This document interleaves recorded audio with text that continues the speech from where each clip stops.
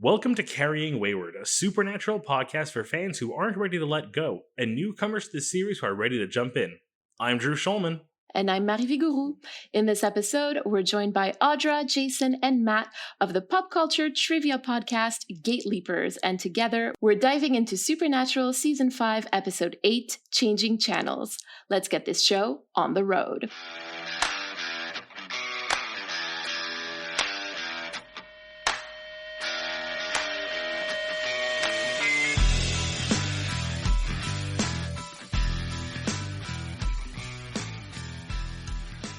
Welcome, Gate Leapers. We're so glad to finally have you on a regular episode. I know Audra's already been our first guest on my surprisingly well-received, quick fix episode. It's not surprising. You are a wonderful host.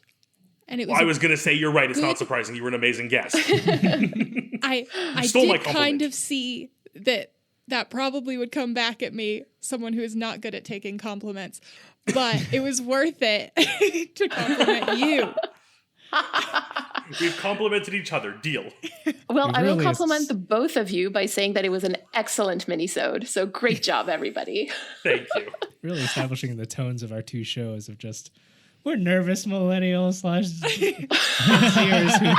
/ who don't want to have hot takes and just want to compliment each other and have a good time. Wait, talk about, I've got all the hot takes all ready for this episode. I've got so many hot takes. I'm boiling over. I can't wait to hear all of them. Now, before we get started with our hot takes, our very lukewarm takes, let's do a really quick roll call because it's a bit crowded in the Impala today. Matt, can you tell us a little bit about you? Yeah, I'm Matt. I'm the self-appointed games master over at the Gate Leapers podcast. And yeah, I guess in regards to Supernatural, I'm pretty new to the whole thing. I've watched the first season and a half due to being married to Audra. So that kind of comes with Supernatural. And yeah, I've watched this episode, but apart from that, I am clueless to the exploits of Sam and Dean. So, well, if I'm not mistaken, I believe we've discussed in the past, you do have passing knowledge. Oh yeah, absolutely. Thank you for referencing one of our format points. I knew I had to at some point. Audra, would you like to take a turn and let us our listeners know a bit more about you in case they haven't listened to our mini-sode together? Yeah, I'm Audra. I have watched, I'd say, I thought that I had seen up to season 9 of Supernatural at least once, and then I started looking through summaries. I've seen past season 9 and really enjoyed it. Was very big fandom wise in college at university. So I had a Sam Winchester blog on Tumblr. I'm now a Dean girl. It's fine. It's the evolution of the Dean girl for me. Like, I love it, genuinely. Yes. And last but not least, Jason, what about you? Yes, I'm also a co-captain on the show Gate Leapers, and I know more about this show than I think I care to admit to myself. I'm definitely a Dean girl. Been a Dean girl since day one. OG Dean girl. OG Dean girl. I'm also a Dean girl for what it's worth. Okay, yeah. See, I talked about this on I talked about this on our episode of Gate Leapers where you guys featured. I lost interest in Sam when he became a ripping hormone monster after season 4. And he got all demonized, and he was just ripping into other demons sexually, and it was a lot for me at a young age. Not my soft boy. Yeah, no, Not I know. our soft tallest bean. Tallest bean. Oh, for sure. No, I honestly totally get it. Like, that was, I think, a hard time even for the most hardcore Sam girls out there. So I guess I should wrap up and let our listeners know, for those who don't. Together, these lovely three make up the Gate Leapers, a pop culture trivia podcast where every second week they dive into a different fandom with a special guest who is involved in that fandom. And if you have not gone to their feed to listen yet, Mary and I were featured on a lovely episode about Supernatural. I have since returned and have future returns planned already. Oh, yeah. And I'm a little addicted to being on your show, it turns out. Well, that's good that you are, because you're a fantastic guest. And yeah, absolutely. That episode, it's obviously, for anyone listening to this podcast, that's the episode to check out. But also, it is just one of our best episodes in general. So It was honestly so much fun recording with you guys. And we're like, I don't know. I'm speaking for Drew, but I know that he feels the same way. We're super happy to have you on Carrying Wayward. So happy to be here. Yeah. Are we ready for the recap? I am. Oh, yes. Okay. Oh, let's see this live. Yeah. Let's go. Somebody want to count me down? Anybody from the Gate Leapers? You're Drew, a do it, showman. baby. Drew, do it, baby. You Ca- gotta recap. What is this? Is You it, is do it a like does it- countdown. Countdown. So you Did do you a forget? countdown? Did you forget your numbers? I've been drinking. That's not a format of this show or the Gate Leapers. It's just a fact. But what is this? Is it like Drew does it very poorly, or he does it the Quickly. best No, he quick can? recap. Quickly. Drew, get your stuff together. 3, 2, man. 1. Do a It's countdown. literally That's all that's been three. asked of you. Oh. I do this a lot on Gate Leapers. 3, 2, 1. Go. Brothers are dealing with a case where it looks like some bear may have murdered somebody, but then it turns out it wasn't a bear. It was the Hulk, specifically Lou Ferrigno Hulk. So suddenly we're in a world of, this is a weird place to be. Something's going on. And they decide right away it's probably the Trickster. They're right. And their plan is, let's, befriend the Trickster and maybe have him help us beat Lucifer. So they go to look for the Trickster. The Trickster traps them in TV land, where they're now stuck reliving parodies of popular TV shows or popular commercials we might know. This includes being on Sexy MD, their own version of Grey's Anatomy, a Japanese game show where they get hit in the nuts for not answering trivia properly, an ad for a herpes medication, and then even like a Full House style intro to the episode. The whole thing is magical, and it seems like such a fun throwaway episode until it's revealed the Trickster isn't the Trickster and is actually one of the Archangels and has been one the entire time, which shocked me. And we get this huge dark revelation that he's just trying to get this whole thing over with. Time? Yeah, there you go. What do you guys think? Was it accurate? That's Yeah. pretty much all of it, right? I forgot pretty the much all Hulk of it. part. I mean, it was Honestly? clearly crucial. Yeah. It came back. I mean- Came back in the third act. Yes. it did. Disappointing that we didn't get to see it. Disappointed that they would make references to Edward Norton. They didn't hire Eric Lou Bana. Ferrigno. That's what you're disappointed about. I'm really shocked too. I figured it was like, what a weird call, unless you have Lou Ferrigno as a guest star and then don't. Oh, disappointment. Goddamn. I think it was copyright again laws. like to try to show a little bit of Dean's like pop culture knowledge, like they love a good pop culture moment on Supernatural. True. I feel like Lou Ferrigno Hulk is like peak Dean as a kid watching TV. For sure.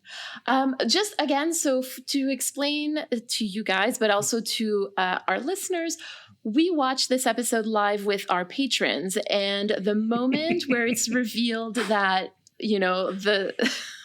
the Trickster is Gabriel, I think, Drew, you were kind of not in disbelief. Like, can you walk us through your feelings? So what happened was I had the realization of like, oh shit, this isn't the Trickster, this is an Archangel. And that's the big twist, is we thought it was the Trickster and it wasn't. So I'm waiting for this reveal of him to like take off the disguise and see who is the Archangel, only to find out that it's been an Archangel the whole time. There never was a Trickster. The Trickster was just a fake persona he put on. He himself was the Archangel. I'm just like, the realization took like, it was like multiple steps. It was like, oh. Good pause. it was a beautiful crescendo of emotion, Yeah. frankly. Like, The foreshadowing I of it think- too, because when he's the Trickster, he has like very brunette, slicked back hair from memory, right? But in this, he's got luscious, flowy, volume. Angelic hair. Yeah, angelic hair. Yeah. He's very attractive. His 5 o'clock shadow is very purposeful this time. Yeah, I always thought he was good looking, but in this episode he does zhuzh it up, you're right. oh, for sure. They I knew said what this- they were doing. They Yeah, knew I what they said were this doing. multiple What they times were during the doing. episode. Him alone, very attractive man. Him next to Dean and Jared Padalecki, brutal. Brutal to stand next to them. I think this show, they just hired all the attractive people that they could find. Just That's a CW. You're in the background. You're gonna be hot. Yeah. I mean, they have That to. is- They're competing with Jensen Ackles and Jared Padalecki and Misha Collins, right? So there has to be a certain level to upkeep, I guess. Like the assumption being is like they've set the bar of this is like, if not standard, just slightly above standard is the two of them. So the rest of the world has to kind of like Yep. raise its level. Yeah, these are just two normal brothers that you're supposed to Yeah. relate to. Oh, but they're also tens. Yeah. Yes, exactly. And keep They in were mind 10, that but keep in mind that Richard Speight is 5'9", I believe, or 5'8". Oh, me. Oh So- my gosh. Yeah, considering that Misha, I think, is 6 feet. Jensen is 6'1", 6'2", and then Jared is like a giant. 12 feet Uh, tall. Yeah, he Jared looks is literally tiny grinding compared bones to to make his them. bread for breakfast. All right, let's move on to the long game really quickly because we want to keep as much time as possible for story time. And seeing as we're also skipping critical time altogether, let's just say right away that this episode was written by Jeremy Carver and directed by Charles Beeson. 2 names I love to hear, so good with me, and they clearly did a good job. Absolutely. So I am obviously going to have to mention that Dean is being his usual bisexual disaster, very awkwardly crushing on Dr. Sexy with the cowboy boots. Oh gosh. Yeah, like, I know they're trying to get it to play off as like, oh, he's secretly a fan, but like, there's secretly a fan and then there's secretly a crush. Yeah. His fangirl is showing. The way he Yeah. pushed him up against that wall, I was like, okay. We For are me, it's in it now. Yeah, there you go. For me, it's the moment where he turns to Sam and he goes, "It's him. It's Dr. Yeah. Sexy." Like, it's just like there's no more air, you know? There's no more blood in his face. It's just... There's Dean's mental Rolodex of like, which fanfic is this? Yeah. Which one Yeah. is I written? Which one am I in? I really didn't watch this show ever picking that up because my gaydar is super bad. But watching this episode, I was like, oh, it's super apparent. My God. It was really nice to see Dean get flustered because, you know, we talk about roles a lot in this episode, and Dean typically is very take charge. Even if he doesn't know what he's getting into, he's like, this is the plan and we're doing it. And to watch him go, what am I doing? Am I a doctor? I don't know how to address you. Is like, wow, you are super gay for this guy. Like, you are into it. So, just seeing submissive Dean was nice as well. As if we didn't see enough of that in the show. Sure, sure. This is also the first time we hint at Dean's love for everything cowboy, and that is something that's going to come back during the show.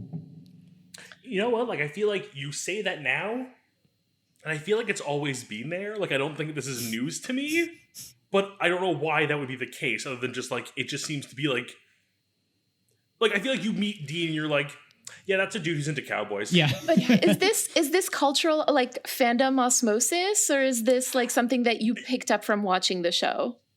I want to say a little column A, little column B, and I think it might be more, like, I think yes, like, I've seen other fandom stuff where, like, there's cowboy vibes, but I really think this is just a, like, if I met someone like Dean, I would not be shocked to find out they were into, like, cowboy stuff. Yeah. And with a lot of the stuff of him, it does seem like Dean would be super into pick a hat. Like, are you the white hat and you're the good guy? Or are you the black hat and you're the bad guy? And you want to be able to see things in that way. And so cowboy vibes is something that might appeal to him. Trying to remove a little bit of the gray. Mm-hmm. As Yeah, long as that for I sure. never thought of that. As I long as like that hat's 10 gallon, that's what matters to him. Did I get that I right? love Is that that. the cowboy hat? Did I get your I think it's culture a right? 10, I think it's a 10 Okay. gallon. Not our culture. Yeah, I know. I was like, oh my gosh. No, sorry. We'll defer No. to the Americans in the room. I'm like, how many liters in a gallon? I don't know. How many liters in a Mountie hat? Oh, We're so many kilometers away Our from you Mountie guys. hat comes in bags. All right, so this episode is also very meta, and we'll be talking about that in storytime a little bit. But one example is that Dean points out a character on Dr. Sexy MD who's a ghost, who's in a relationship with one of the doctors. And if we assume, I think rightly, that this show is a spoof of Grey's Anatomy, then that character is actually Denny Duquette, who was played by none other than Jeffrey Dean Morgan. oh, wow. Good reference. Yeah, Wow. you're talking to a Layers. Grey's Anatomy fan as well. Oh my God.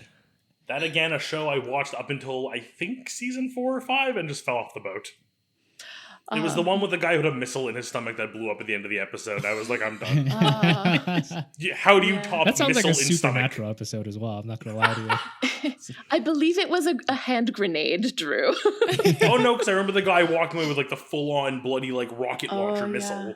Yeah. And then the That poor happens bomb too. squad guy leaving with it blows up. Yeah. So the big revelation of the episode is that the trickster is actually the Archangel Gabriel. We've talked about that. And Gabriel says that the reason that he's been impersonating a trickster is for his own personal, and I quote, witness protection. And we're going to keep that in mind because that is going to come back in future episodes as well. Yeah, I think it was very clear from the way this episode goes that we were going to get more of the Archangel Gabriel. That we're going to end him here.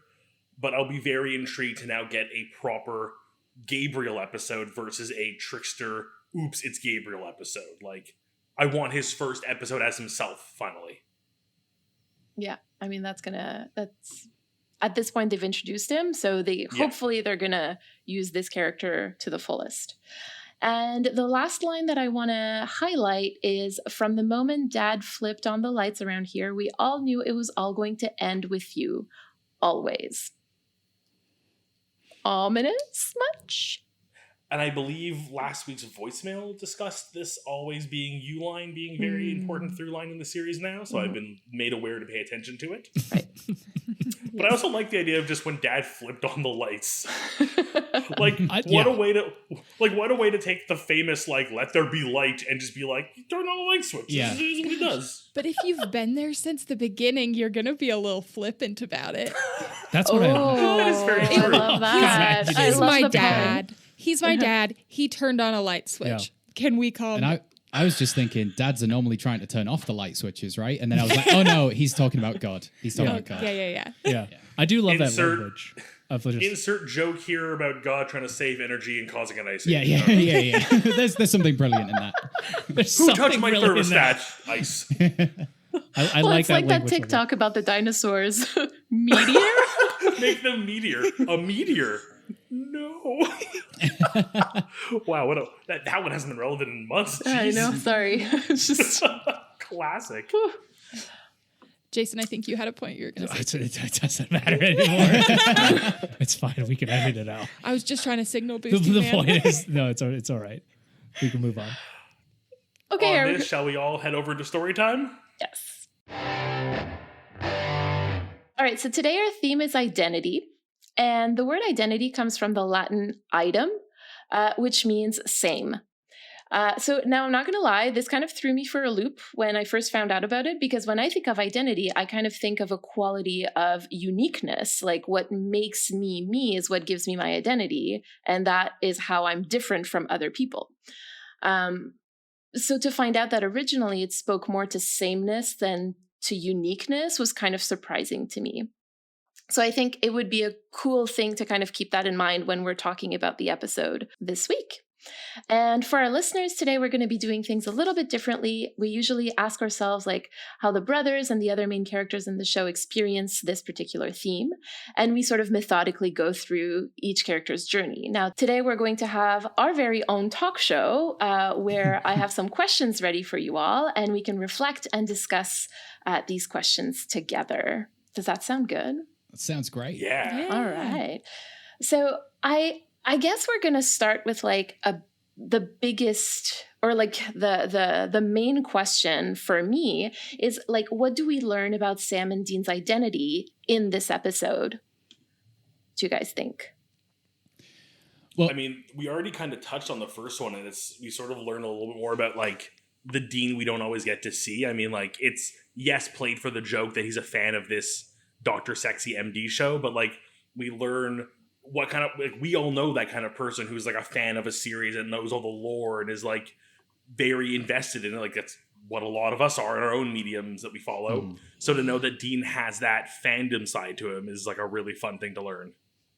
yeah, very much so. Help me connect to him for sure. I think He's a nerd just like us. Yeah, basically. I think exploring this theme is especially good to go through TV tropes and be meta with it. To say things like I hate procedural cop shows and so on and so forth, because we're looking at two very stereotypical TV characters, which is fine as well. Like I think injecting a little bit of our show into this, it's totally fine that they are, whatever duo cop buddy structure, two brothers. Kind of like an odd couple. Yeah, exactly. Yeah. Like that's super of fine, brothers. and they make it their own, and that's what we love about them as individual characters. But but little things like when they start quipping at the dead body, and Dean is so much better at it. It's like, Dean is so much better at it. like, God, Sam's on it, but Dean's are like another level of clever. But Sam is more into it, though. Like, while Dean is better at it, Sam's the one hamming it up more. I think that is what my comment on what it says about Sam's identity would be, is we can do a Edom same thing on this. Probably, I don't want to jump to conclusions, maybe why he's more of a Lucifer vessel in the sense that he was immediately like, let's lean in. It'll be easier if we lean in. Yep. Like, let's play along. That's very Lucifer energy. Like, I know it might be dangerous, but, or like, this is kind of a, we'll get out of here if we just play along. Yeah, and he's also the one who suggested that they do that specifically to be able to talk to the trickster to try to get him on their side, right? So there was strategy. He was strategizing already on how, like, to try to plan their next step.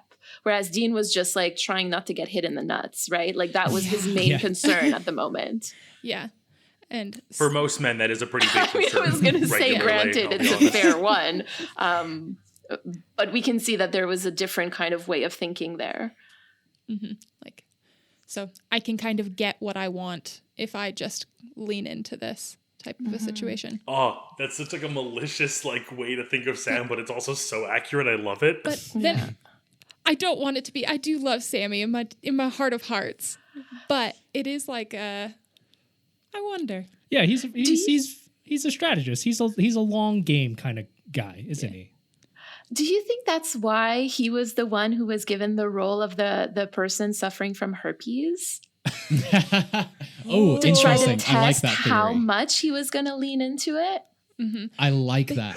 Because ultimately, I get that, like, Sam he's drank the demon blood. He's done a lot. He's done a lot of stuff. But ultimately, if you're asking two people who are, like, saving people, hunting things, if you ask them, cool, do you want to be the sword of God? Like, the sword of Michael, do you want to be that one? Or do you want to be the devil? You do have to test some compliance there. Like, how much are you going to do? Will you say you've got herpes for me? Yeah, and Sam has touched the dark side thus far in the show, correct? Yeah. And so, will you do it? You've done it for power. Like, I feel so powerful when I do this. But will you do it with your thinking brain? Yeah. So.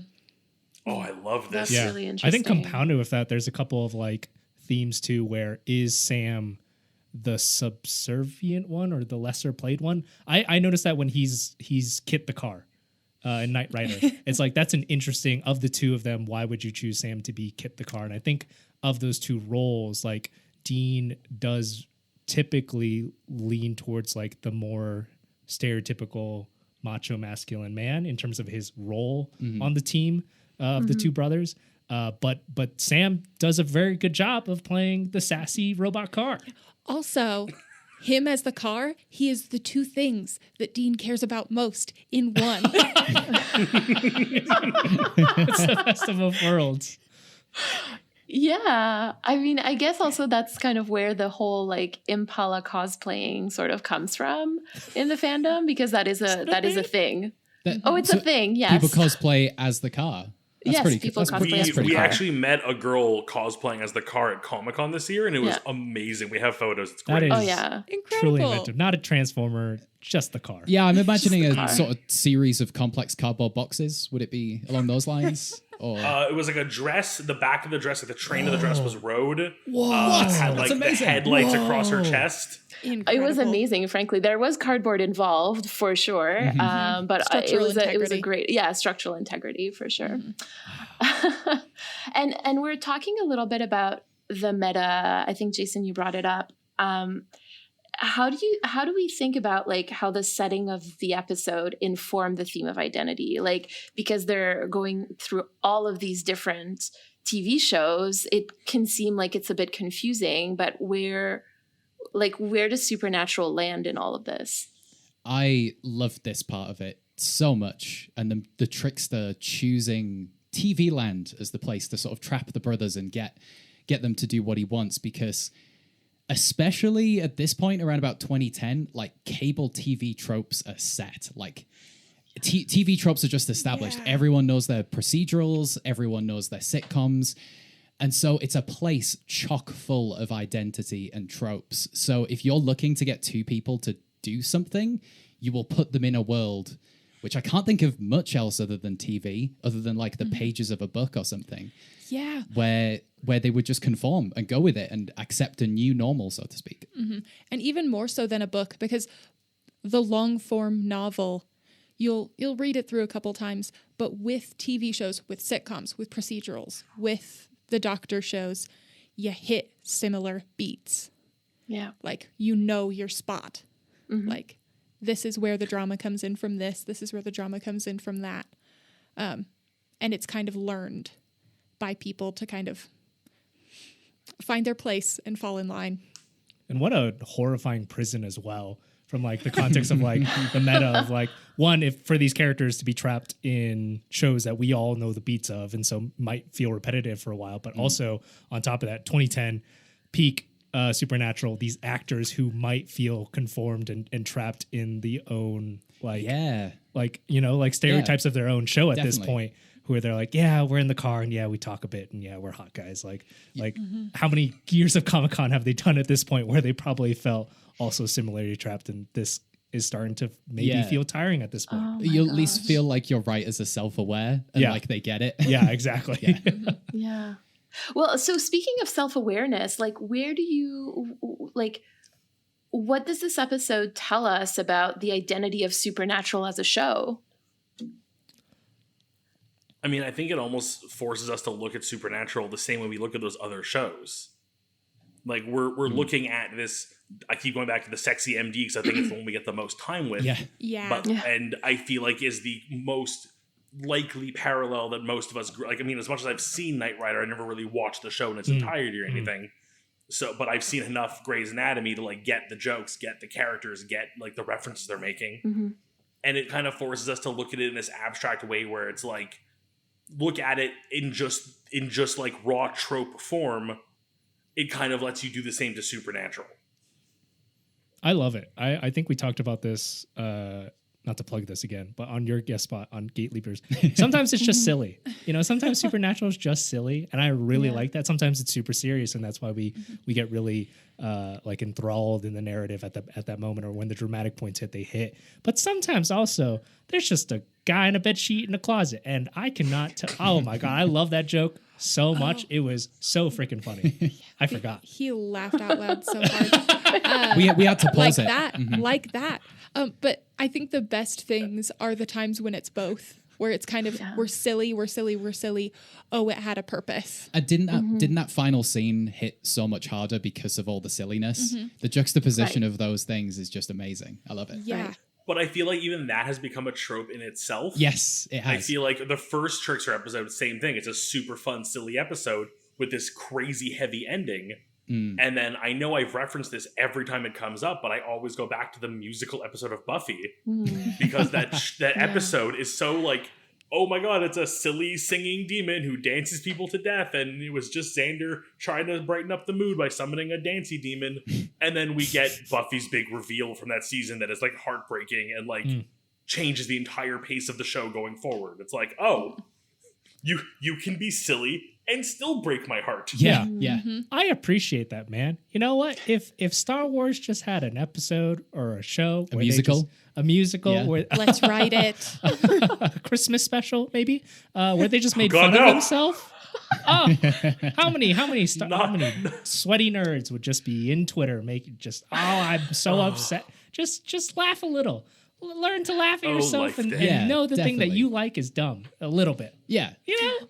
And I think that the reason why we love it so much is because of its self-awareness. Like, it knows that it falls within one of those things, and that if any of these other shows were to make a similar episode, there would be like couple of minutes dedicated to Supernatural.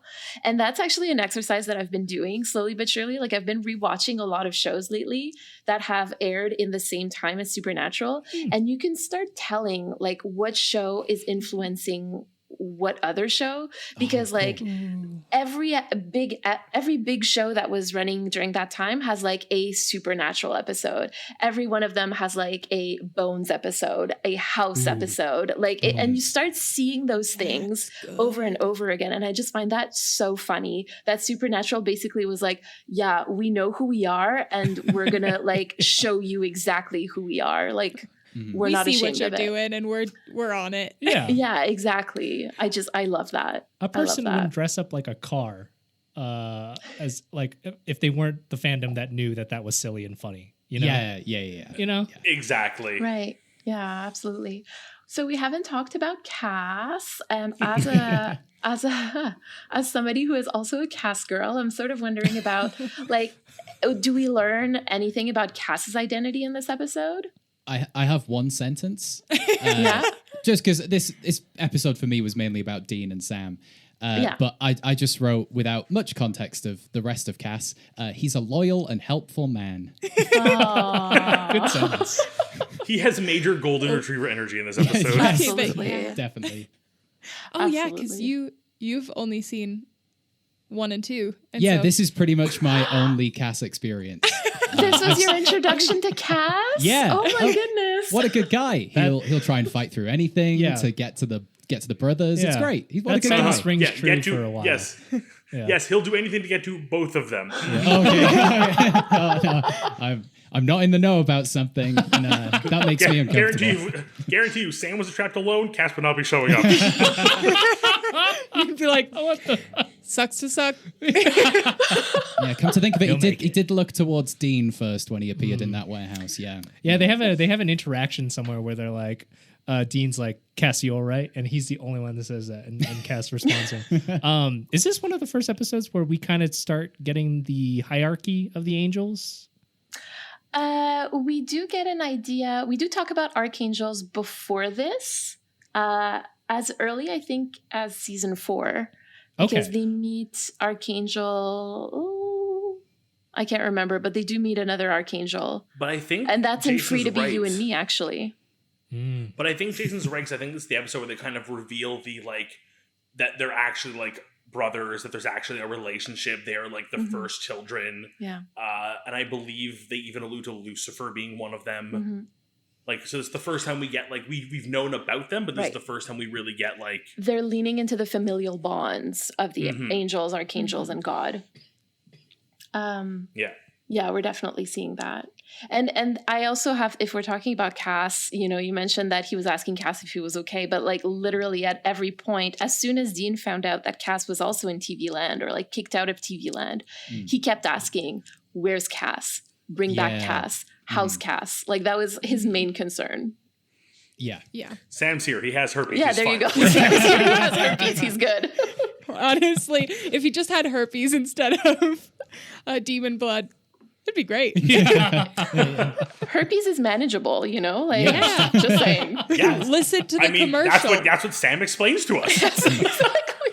Medical He can science still play not paired with demon basketball. blood yet. No. Absolutely.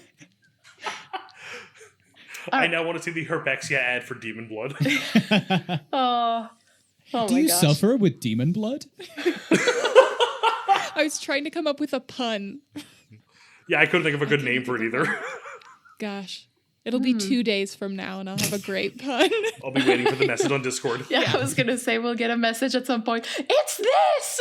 Okay, that's good. So, like the reveal, right? Gabriel tells Sam and Dean to play their roles. In the context of this episode, like, I'm kind of wondering if you see playing their role as stepping into an identity or stepping away from an identity, because I have thoughts about that. Whoa. Ooh. Into, I'd- right? That's a good. I'd That's a say- good question. That's a very good question. She's really good at this, okay? Like, the number of times she does this to me, and I'm like, I had a firmly held belief. You've now thrown it up in the air completely by asking one Yeah. question. You just did that right now. It's what grad school will do to you. You and your edumacation. I don't think one can do one without the other. That was too many ones. I don't know if you can step into an identity without leaving at least a little bit of one behind. Mm-hmm. As soon as I say that, I think the ultimate enlightenment would be accommodating all of your identities simultaneously. But if one of your identities is in direct conflict with another one of, oh no, I won't start the apocalypse. That is a fundamental thing to me.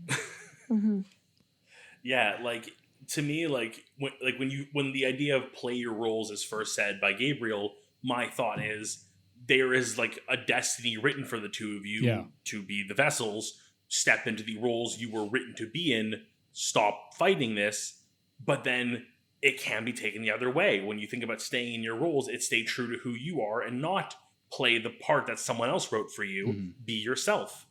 So it can be taken both ways perfectly. Yeah. I think that's the ultimate irony, is that it comes from Gabriel, who's like, I just fucking left. I just did my own thing. I went to clown school for a bit, and Dad would disown me, and he's really disappointed and stuff like that. Like that's his definite vibe, right, in terms of family dynamics. I see it as stepping into, because if we reference question number 11 on the sheet, there's something. They're not numbered. They're not. Maybe I should have numbered them. It would have made it easier. But I think there's something referencing like who do we believe that Sam is Lucifer and Dean is Michael, and how are they different from those two? And it seems like it's implied by Gabriel that Sam would be Lucifer. I would think in the idea that he's the reluctant son. He's the son who doesn't want to follow in Dad's plan, who wanted nothing to do with it, is reluctantly brought into it, and because of his because I'm a Star Wars nerd, because of his unbalance in the Force, like really fucks the whole thing up and rebels in a very, very bad way. Whereas Dean so haphazardly wants to follow into the plan that is laid out for him, that he loses himself, he just blindly follows dogma, and maybe for the not betterment of humanity, as he's been led to believe. And so I would argue that it's stepping into, at least as it's implied by Gabriel. I think it's the writers and Mary now asking this same question. I think this is the question. It's the crux of what I assume will be the arc for the season, or at least the next several episodes, in that it's asking, will it change? Will it be stepping into your identity, or will it be not conforming with it? It's the idea of, yes, you are destined to have conflict as the supernatural beings that we have told you are, but also as brothers, you have conflict. And so it's how are you going to deal with that ultimately decides which path they're going to take with the other one, I feel. So I feel like it's both. It's both stepping in and away from. Oh, you guys are good college students saying that. That's the trick. Yes. You just got to say it's both. Yes. No. I like all the possibilities, because the world is nuanced, really. It's great. I mean, you're saying it with that voice, but it's true. So. We want opinions! As a postmodernist. What does that mean? Matt's been saying it to me for years. I still don't know. It's if I can explain it really, really quickly to you so that you know, it just means that people who call themselves postmodernists believe that there is no unique truth, and that the world is seen from infinite different perspectives. And so what may be true to me may not be true to you. Oh yeah, that's how most people should be. Working with children for so long, that's how I got through a lot of it, was just agreeing with everyone because everyone's right. It's just easier that way. And 2, did you just confirm multiverse theory? Sidestepping that for a second, because I'm not into the philosophy of physics. But I honestly think that this episode really is asking the brothers, who are you? And are you ready to play this role? And I think that when you're at a crossroads, to kind of use the verbiage of the show, you're literally kind of confronted with who do you want to be?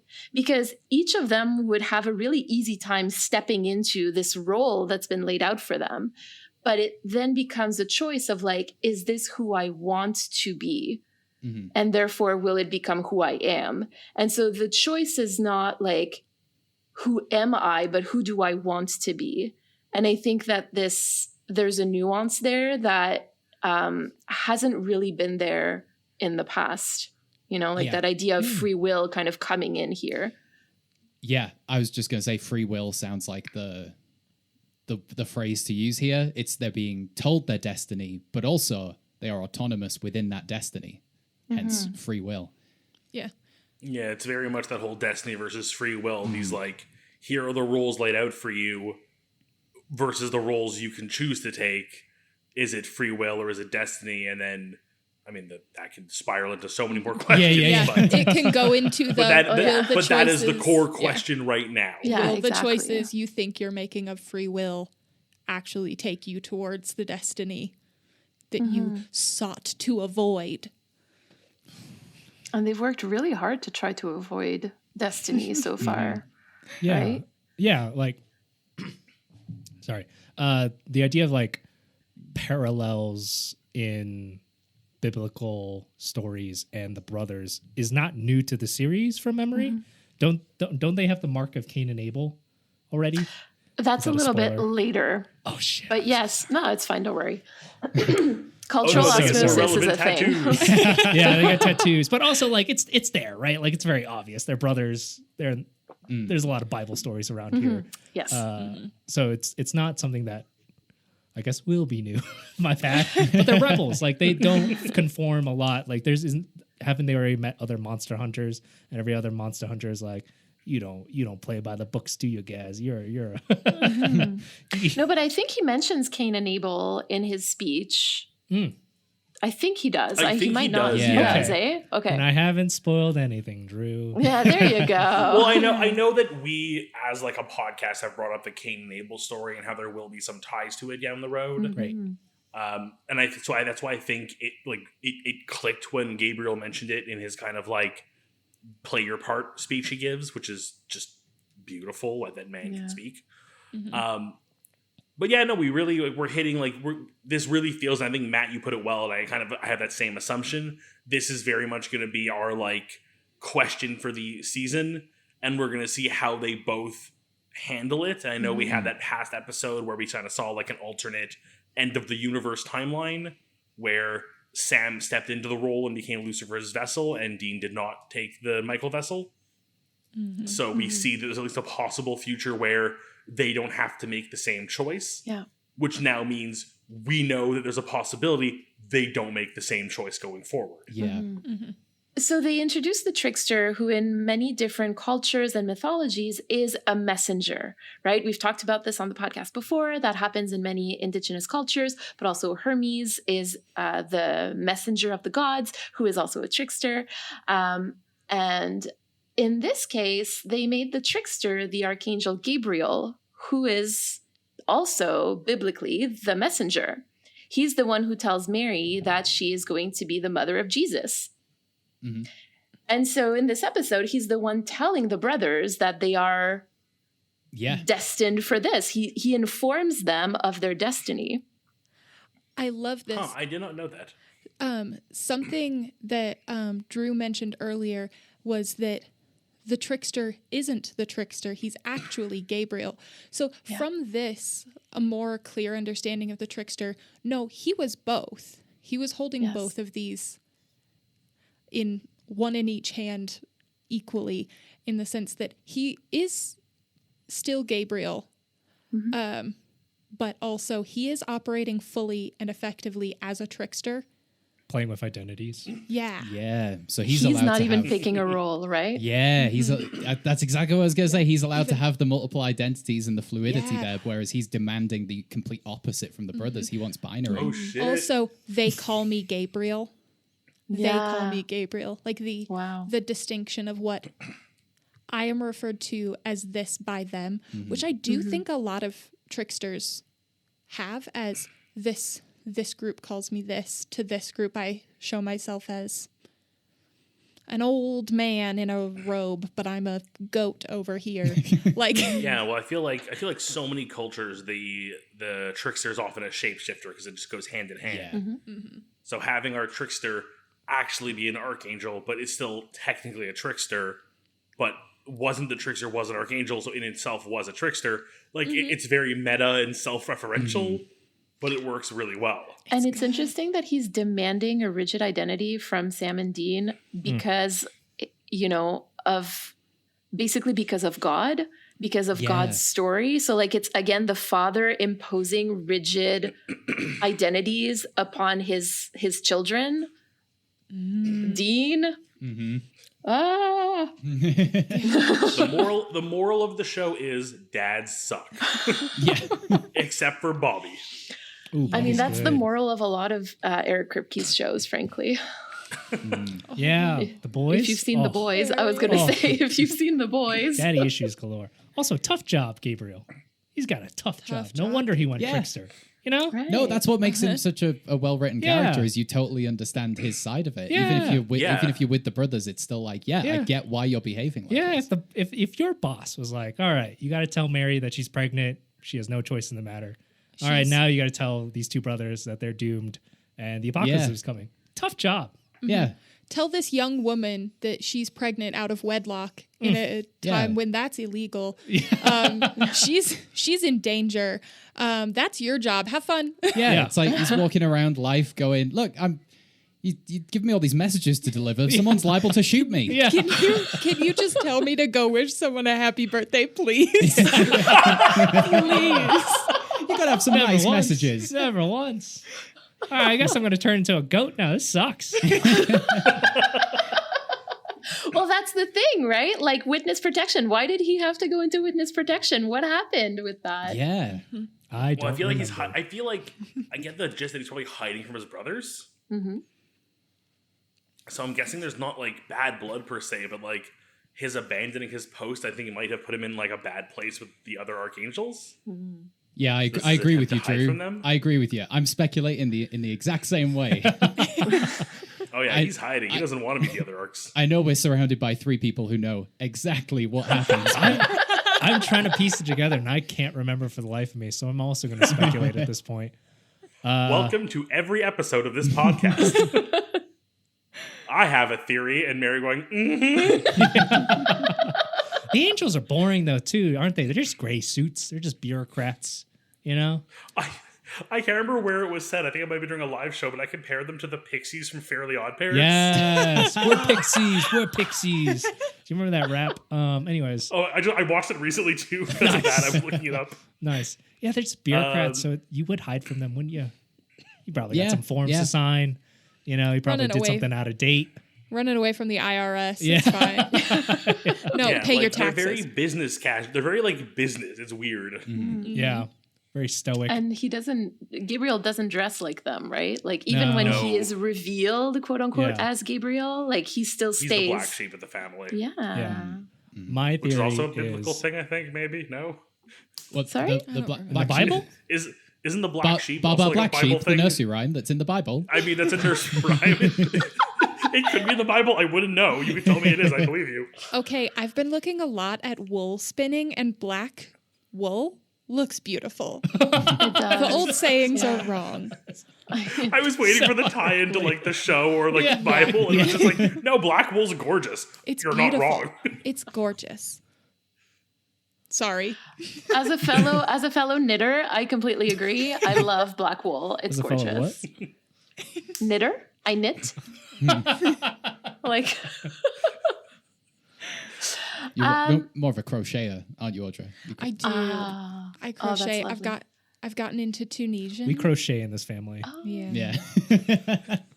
I haven't I'm touched. embarrassed to say I don't know the difference between knitting and crochet, and Oh, I I feel like I'm still gonna get hit for that one. We'll start a separate Zoom call. We'll take you through. Yeah, there you go. That'll be our post show. It'll be a stitch and bitch. It'll be lovely. Yes.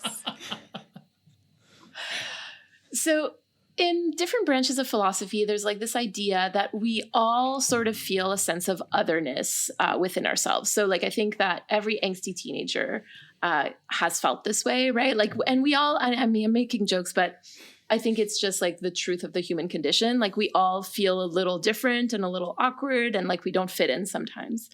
And on this show, Sam, Dean, and Cass have all shown us in previous episodes that they feel that sense of otherness within themselves. And I kind of wonder like how we see that showing up in this episode. I kind of found it tough to think about this in terms of the three leads, just because they're being told so much about themselves in this episode, and it's things that they might not want to conform to and go along with, but they're getting lots of revelations about their identity and their place in the universe. So I think even though, and I'm the person least equipped to answer this question, they may have experienced otherness at a previous time, but I think in this episode, even if they are experiencing it, they're also getting the antidote to that otherness, even if it's not the antidote they want to hear at all. Oh, okay. I was about to say, I'm going to go very talk showy, and I find that really interesting because the entirety of the episode, especially in the beginning, there's a huge amount of uncomfortability from both of them of just like, so we're being told that we're being put into these roles and we know what the roles are and we know how to play them, but there's a constant reluctance from their delivery and the situations that they're in where even when Sam is Kit and they're like, I don't know, 2 or 3 TV shows in, he's kind of going like, well, I think we could do this, or maybe we should do this. And Dean's also kind of questioning. Their dynamic has sharply turned from, we read a book that had the MacGuffin and the exact solution that we needed, and now we're going to execute, to constantly questioning themselves and what they're supposed to do, and then also what's coming up next. So I think I relate to this where I was told like a life plan, and it was very simple according to the person who was, or people that were laying it out. And they're like, you're going to do this, you're going to do that, and it's going to be great. And then kind of constantly doing it and going like, what the fuck is this? This sucks. Am I allowed to cuss on the show? Yes. You have already Okay. done it like 4 times. Great. So I don't notice it I anymore. really hope so. I don't notice it anymore. I apologize deeply. All good. Yeah, but it's definitely just like, why am I doing this? And I kind of hate it, and it doesn't feel great. And I kind of got that gist throughout the entirety of the episode. What's the last TV show that they do before? Is it the procedural? Is it the cop one, or is it the Knight Rider one? Oh, I think it's the Knight Rider. I think it goes. Yeah, I think Knight Rider's the last one. Okay. Because that's where they set fire to the holy oil. Ah, is in that's front right. of Dean. Yeah. That is right. Yeah. So yeah, they're still, even then, they're still kind of stuttering and questioning and not too sure of the solutions that they're coming up with. They're just kind of shooting the breeze and seeing what works and what sticks. Maybe the procedural cop one is when they feel the most comfortable in their roles, but they're just kind of being silly. They're just being dumb, right? Like I don't think that Within really the counts. microcosm. They're just boys being boys. Yeah. Yeah, I kind of see it almost as like, so back to the point you made of it being like feeling otherness. I feel like the way that so many people, and I mean, I use myself as an example, especially like in that high school, teenage years, you kind of cope with it, is by trying to fit in, finding your group and trying to play your role. So literally, they are the others in these shows being forced to play a role just to fit in. Which is ultimately what Gabriel wants them to do is, I don't care if you want to do it or not, here's your role, do it. Yeah. Right. For so long being told that your role is to hunt monsters and then to have that role be suddenly switched Yeah. has got to be jarring. And to feel like,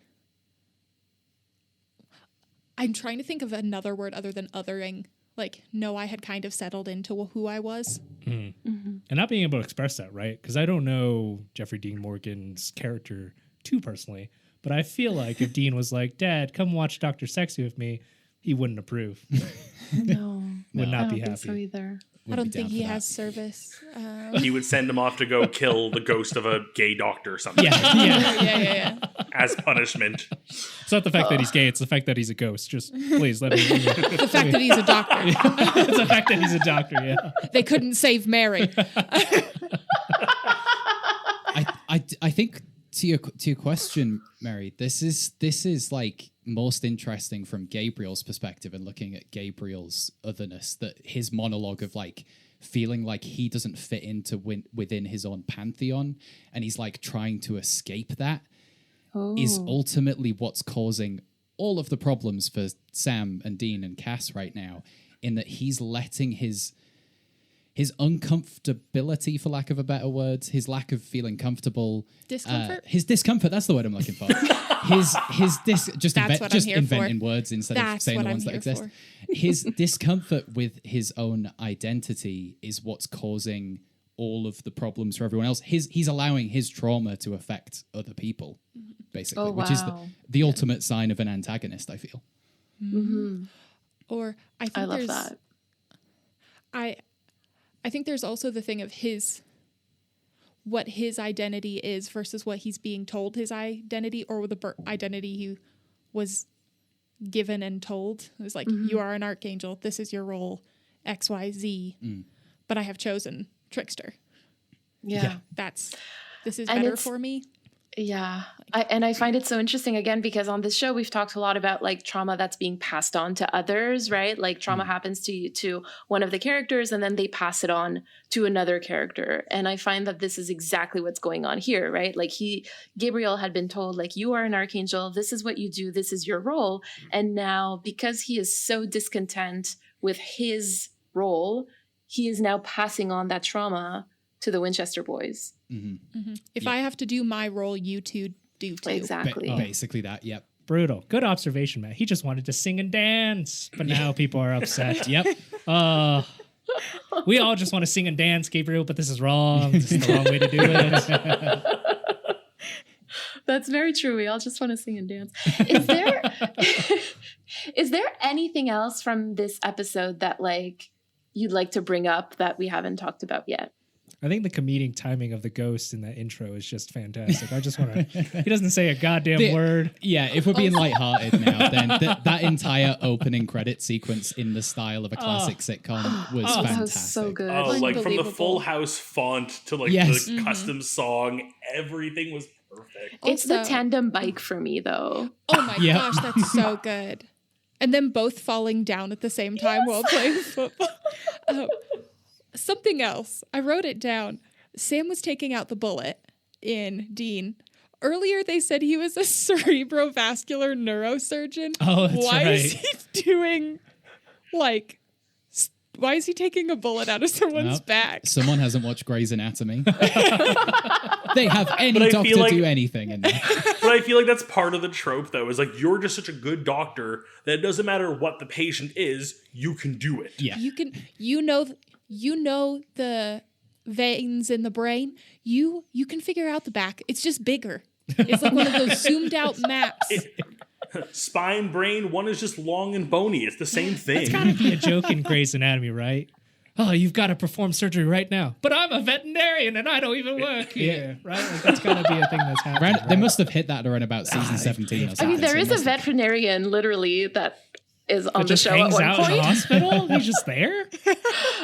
He's Is it a dating wig? Meredith Grey, actually. Oh, he's at that point. dating Okay. someone. I should have known he's dating Yeah. someone. I Do thought, the other doctors look down on him for being not a real doctor? Absolutely, they do. Okay, but God, what a But then joke. when a horrible tragedy happens on a farm, they're going to call him to help save all the cows. a lot only of someone animals. could save all of these horses. I thought you were legitimately gonna say an emergency at a farm. Yeah. Just a farmer is falling down. They call a veterinarian. You're close by. He works We're for animal who? like Okay, this. I'm from a small town. That's not far off. Doctor's 40 minutes away, but Doc Moore's down at the church. God. I mean, listen, I'm just sometimes Any it's port the in the same storm? drugs, right? It's just a question of dosage. Yep. Yeah. He's a half a horse. I give him half a horse training. He's which half?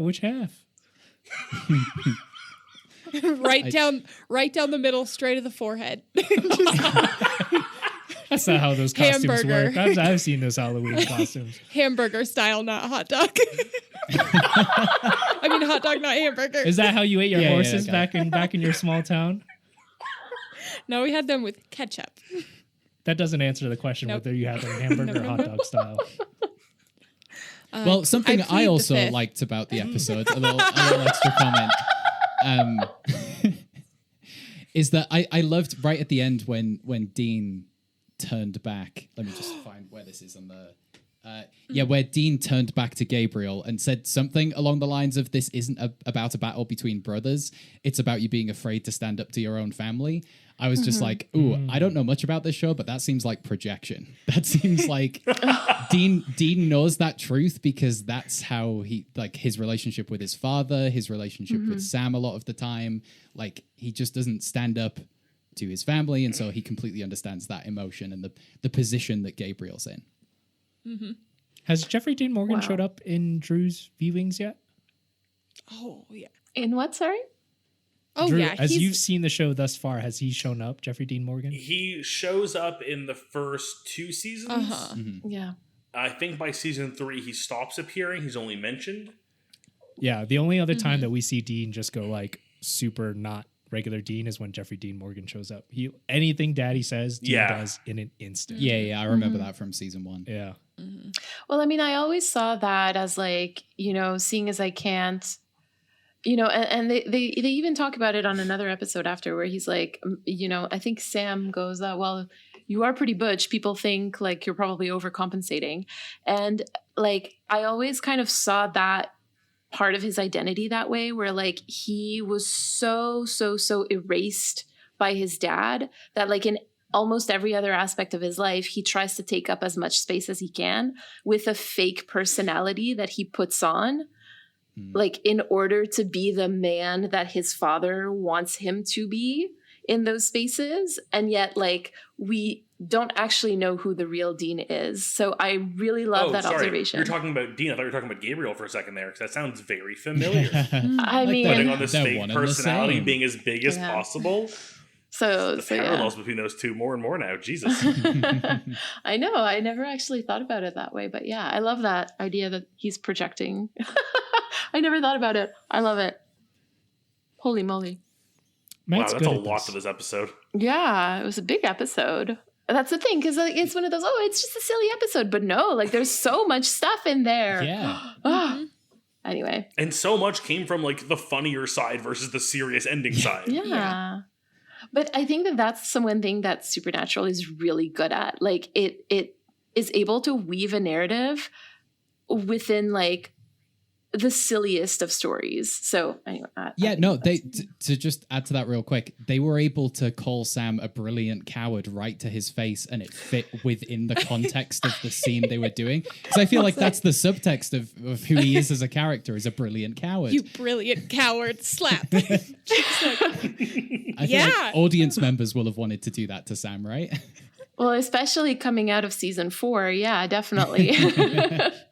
Yeah, for sure. Drew's still very mad at him. Actually, we can't I'm talk still- about Sam. I've still got some feelings about Sam that are unresolved.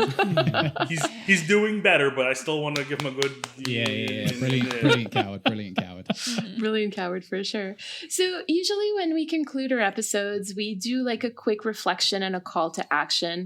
And we've done a lot of reflecting today. But if we were to take like one lesson, or if each of us were to take one lesson out of this episode and apply it in our real lives, what do you feel called to do?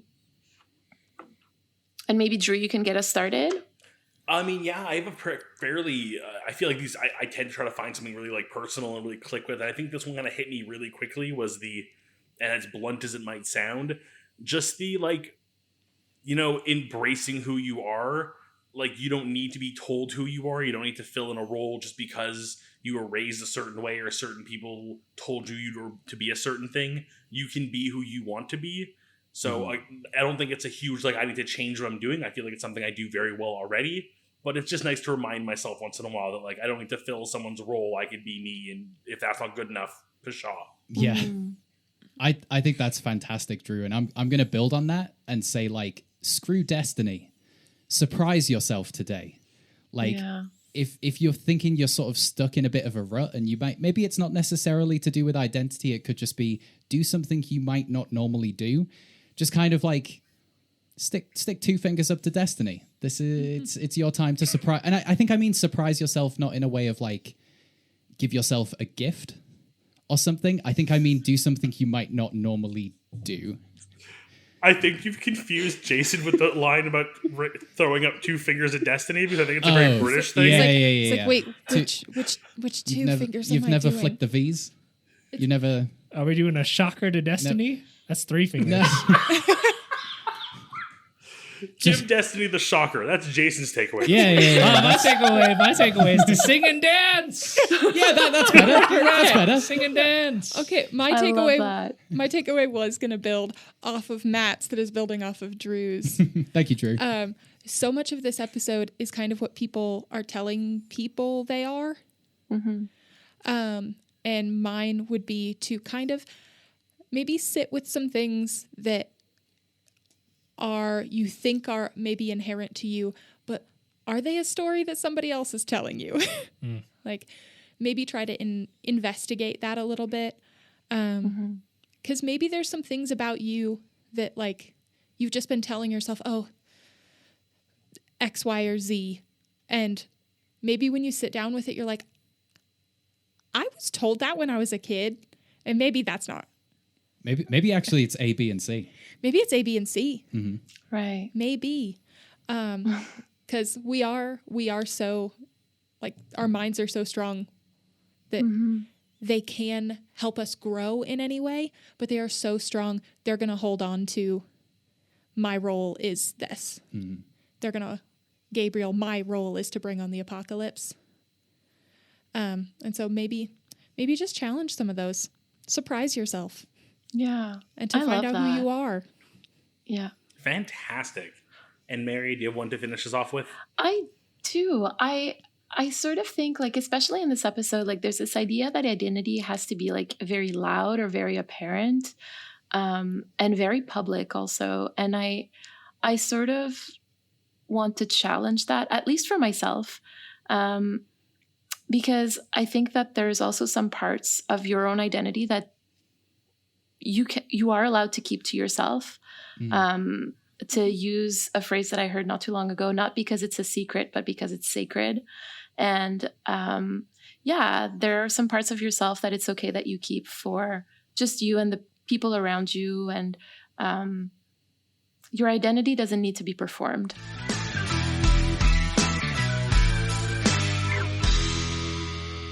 You've been listening to Carrying Wayward, a supernatural podcast produced by Rochelle Castellano and hosted by Drew Schulman and myself, Marie Vigourou. Thank you to our bunker patrons, Katira, Michelle, and Elle, for their generous support. This week, we'd like to thank Matt, Audra, and Jason from the Gate Leapers for answering Mary's essay of questions. You can find them on Twitter and TikTok at Gate Leapers, and you can listen to their episodes wherever you get your podcasts. And you can find all of our social media, coffee, and Patreon at carryingwayward.com. Carry on, our wayward friends. Mwah, mwah. Thank you so much. Yay. Thank you. That was so good. I wanted to keep talking for even Yeah. longer, but holy shit, that was so good. Yeah. That was so much fun.